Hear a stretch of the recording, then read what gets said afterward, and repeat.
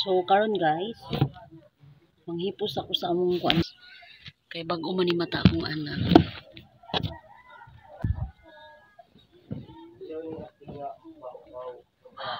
Ay mutabok mi nga dito. Kay lagi eskwela akong anak guys. Gabi wala ko nakaadto sa ilang balay kay lagi sayumin nga tulog. Kay akong anak na may klase. Unya, mutabok na dito. Dito na mi mukuan mga tulog sa ilaha. Pasensya na kayo guys. Kay dili ta kaayo makabidyo dito kay daghay tao. Basi na ay uban tao nga maulaw sa kamera. Dili sila gusto nga bidyohan ng ubang tao. Una ako, stipot lang yun ko. Basta ko mag-video sa ilaha guys, kanang dili sila mutanaw or kung ano. Dili sa mga guys, maulaw na sila. So kami na lang mag-adjust o magsabot sa ilaha.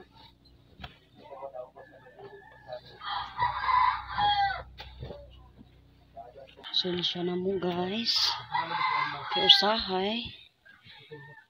Tong nag-comment sa ako guys nga ano daw sila Maninay or sila Aileen dili mag-reply. Pasensya na gid mo kay busy kaayo na sila. Busy kaayo na sila sa ilang kuan. Siyempre na problema nila mao na dili mo ma-replyan nila.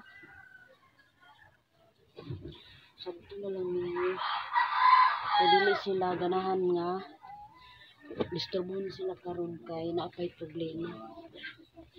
Hulat na lang mo kung matanong na siya, adisir mo nila replyan. Kay dili po dalim ang ilang sitwasyon karon. Kasubo sa ilang pamilya nga naing-ana ang ilang igsuon. Mao nang kanang mag-text nga ing-ana wala mo kabalo kung unsa si Maninay sa iyang hunahuna. Ang gibati nila kagiul.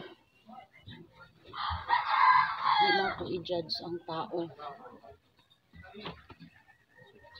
Kaya wala ta kabalo sa ilang sitwasyon. Pasensya na gyud mo kaayo. Naghang ako.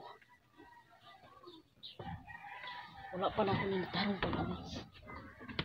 Trabaho dito sa bus.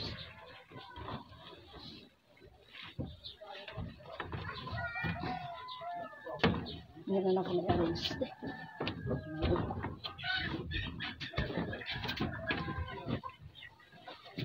Karon mula ba?